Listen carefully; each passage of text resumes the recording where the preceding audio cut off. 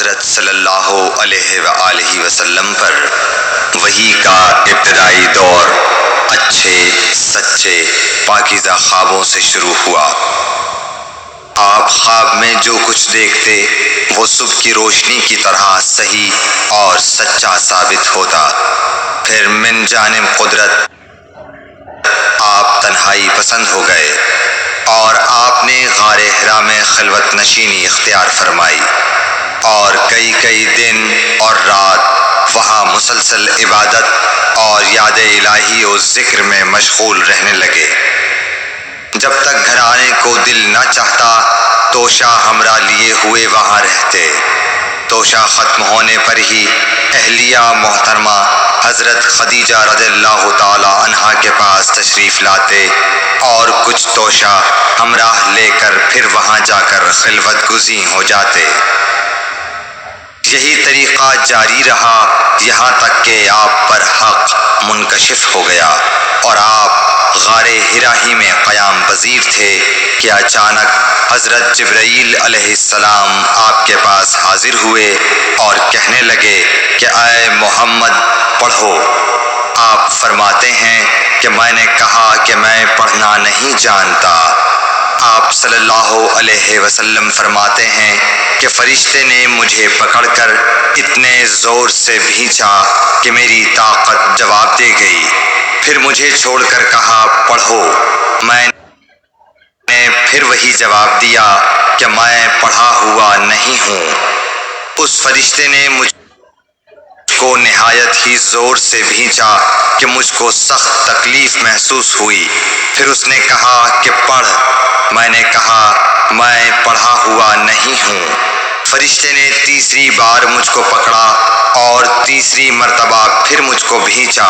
پھر مجھے چھوڑ دیا اور کہنے لگا کہ پڑھو اپنے رب کے نام کی مدد سے جس نے پیدا کیا اور انسان کو خون کی پھٹکی سے بنایا۔ پڑھو اور آپ کا رب بہت ہی مہربانیاں کرنے والا ہے۔ بس یہی آیتیں آپ حضرت جبرائیل علیہ السلام سے سن کر اس حال میں غار حرا سے واپس ہوئے کہ آپ کا دل اس انوکھے واقعے سے کانپ رہا تھا۔ آپ حضرت خدیجہ کے ہاں تشریف لائے اور فرمایا کہ مجھے کمبل اوڑھا دو، مجھے کمبل اوڑھا دو۔ لوگوں نے آپ کو کمبل اوڑھا دیا۔ جب آپ کا ڈر جاتا رہا تو آپ نے اپنی زوجہ محترمہ حضرت خدیجہ رضی اللہ تعالی عنہا کو تفصیل کے ساتھ یہ واقعہ سنایا اور فرمانے لگے کہ مجھ کو اب اپنی جان کا خوف ہو گیا ہے۔ آپ کی اہلیہ محترمہ حضرت خدیجہ رضی اللہ تعالی عنہا نے آپ کی ڈھارس بندھائی اور کہا کہ آپ کا خیال صحیح نہیں ہے۔ اللہ کی قسم آپ کو اللہ کبھی رسوا نہیں کرے گا۔ آپ تو اخلاق فاضلہ کے مالک ہیں۔ آپ تو کنبہ پرور ہیں، بے کسوں کا بوجھ اپنے سر پر رکھتے ہیں، مفلسوں کے لیے آپ کماتے ہیں، مہمان نوازی میں آپ بے مثال ہیں اور مشکل وقت میں آپ امر حق کا ساتھ دیتے ہیں۔ ایسے اوصاف حسنہ والا انسان یوں بے وقت ذلت و خواری کی موت نہیں پا سکتا۔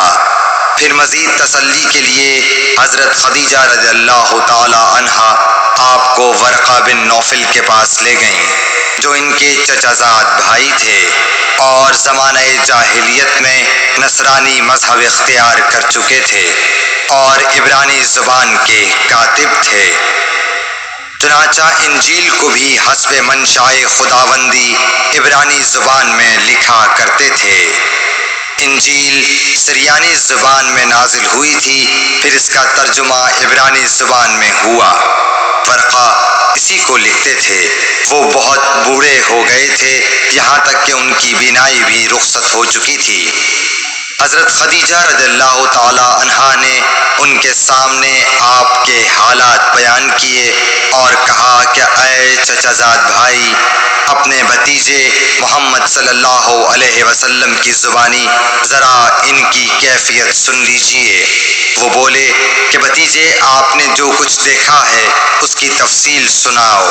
چنانچہ آپ صلی اللہ علیہ وآلہ وسلم نے از اول تا آخر پورا واقعہ سنایا، جسے سن کر ورقہ بے اختیار ہو کر بول اٹھے کہ یہ تو وہی ناموس معزز رازدان فرشتہ ہے جسے اللہ نے حضرت موسیٰ علیہ السلام پر وحی دے کر بھیجا تھا۔ کاش میں آپ کے اس عہد نبوت کے شروع ہونے پر جوان عمر ہوتا، کاش میں اس وقت تک زندہ رہتا جبکہ آپ کی قوم آپ کو اس شہر سے نکال دے گی۔